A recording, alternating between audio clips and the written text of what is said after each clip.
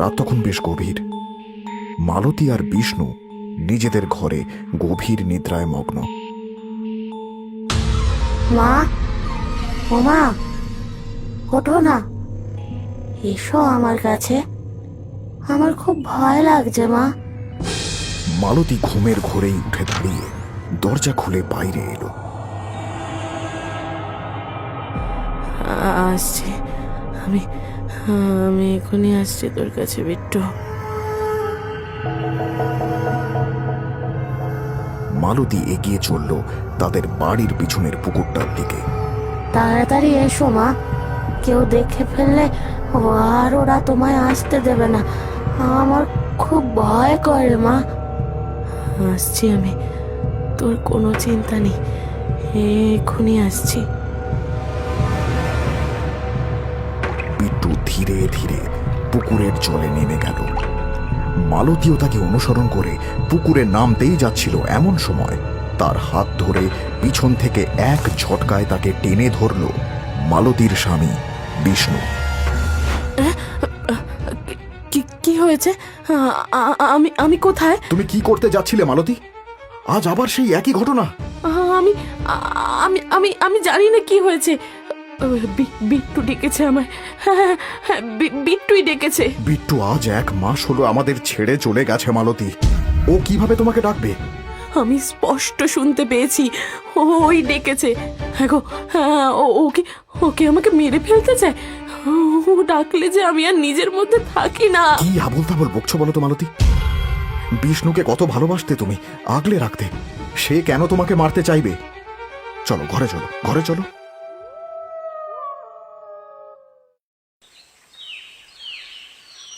না রে, কিছুতেই কিছু হলো না। সব রকমের চেষ্টাই তো করে ফেললাম, দেহবন্ধন, গৃহবন্ধন সবই তো করেছি, কিন্তু কিছুই ওকে আটকাতে পারছে না। কিন্তু ওর মায়ের সঙ্গে এমন করছে কেন? কেন নিয়ে যেতে চাইছে ওকে? ওর মা যে ওকে নিজের প্রাণের চেয়েও বেশি ভালোবাসতো। দেখ, এটা দুটো কারণে হতে পারে। প্রথম, মা ছেলের একে অপরের প্রতি মায়ার বন্ধন অত্যন্ত দৃঢ় হলে তাকে আটকানো অসম্ভব। আর একটা কি? আর একটা হলো, যদি বিট্টুর তার মায়ের প্রতি কোনো কারণে তীব্র আক্রোশ থেকে থাকে, তবে না না, আক্রোশ কেন থাকবে? কোনো আক্রোশ নেই, মায়া মায়া মায়ার জন্যই এমন হচ্ছে। বুঝলাম, তবে মায়া তোকে ত্যাগ করতে হবে মালতী। একে তুই সন্তান সম্ভবা, এই সময় মেয়েদের রাশ হালকা থাকে, যে কোনো অশুভ শক্তি তাকে কাছে টেনে নিতে পারে সহজেই। তার উপরে তো তোর ছেলে অপঘাতে মৃত্যু, তোকে ওকে ভুলতেই হবে। তাহলে যদি কিছু হয়, আমি তোর মা, কি করে ভুলি ওকে বলুন তো? কিন্তু আমার আরেক সন্তানের জন্য তো আমাকে বেঁচে থাকতেই হবে, নয়তো আমি চলেই যেতাম ওর সাথে। আচ্ছা, আমরা এই জায়গা জমি সব বিক্রি করে চলে গেলে হয় না? এ আমার এতদিনের পূর্বপুরুষের ভিটে, এভাবে সব বিক্রি করে চলে যাওয়া যায় নাকি? তাছাড়া যাবই বা কোথায়? সে আমার সব ব্যবস্থা করা আছে, তুমি যাবে কিনা বলো, নয়তো আমিই চলে যাচ্ছি। ব্যবস্থা করা আছে মানে? ঠিক আছে বাবা, তোরা নিজেদের মধ্যে আলোচনা করে যেটা ভালো মনে হয় সেটা কর। আমি তো কিছু করতে পারলাম না, তবে আমার যতটুকু বিদ্যে তাতে আমি বলতে পারি, তোরা পৃথিবীর যে প্রান্তেই যাস না কেন, ও তোদের সাথেই থাকবে। হাসি রে।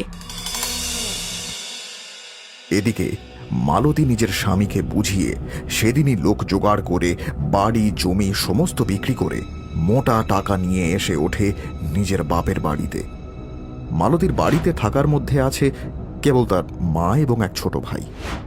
সেদিন বেশ রাত করে মালতী আর তার স্বামী তাদের বাপের বাড়ির দরজায় এসে দাঁড়ালো। একে বাবা জীবন, মালতী, তোমরা আগে তো কোনো খবর পাঠাসনি? তাছাড়া এত রাতে কোনো বিপদ আপদ হয়নি তো আবার? নিজের বাড়িতে আসতে গেলে এখন খবর দিতে হবে নাকি মা? আর দেখেছো তো আমার শরীরের এই অবস্থা, ওদিকে এত জিনিসপত্র, এই নিয়ে বাইরে দাঁড় করিয়ে এই প্রশ্ন করে যাবে? ভেতরে ঢুকতে বলবে না? এ মা, ছি ছি, কি যে বললিস! আয় মা, ভেতরে আয়।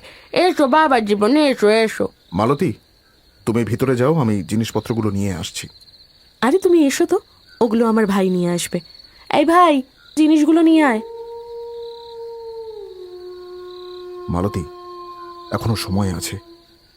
আজ রাতটা এখানে থেকে চলো আমরা অন্য কোনো গ্রামে গিয়ে থাকি। কেন বলো তো? এখানে থাকতে কি সমস্যা তোমার? আরে যতই হোক, এটা আমার শ্বশুর বাড়ি।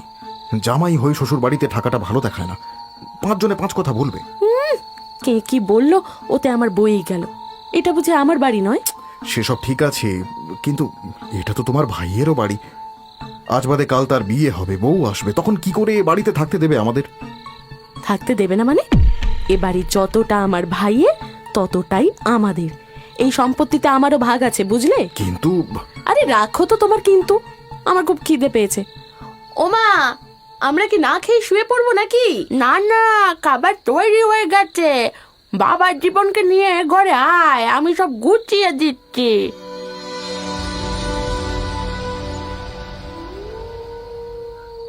বাবার জীবন, আর একটু ভাত দি তোমাকে। না না, আর না, এই অনেক। তা বলছিলাম মালতী, এত জিনিসপত্র এনেছিস, তুই বাচ্চা হওয়া অব্দি এখানেই থাকবি তাই জন্য, তাই না? তা ভালোই করেছিস, মেয়েদের এই সময় বাপের বাড়িতেই থাকতে হয়। তাছাড়া ও বাড়িতে তো দেখাশোনা করারও কেউ নেই, তার মধ্যে বড় ছেলেটা। আমি আর ও বাড়িতে ফিরবো না মা। ফিরবে না মানে? মানে আবার কি? ওখানকার সবকিছু বিক্রি করে চলে এসেছি আমরা। এখন থেকে আমি আর তোমার জামাই এখানেই থাকবো। ও মা, সে কি রে, সব বিক্রি করলি কেন? সে অনেক কথা, তোমাকে পরে বলবো। আর আমরা এখানে থাকলে তোমার আপত্তি আছে নাকি? না না, আপত্তি কিসের? কি যে বলিস! তবে জামাই বাবা জীবনের ব্যবসাটা, না মানে আমাদের অবস্থা তো জানিসই।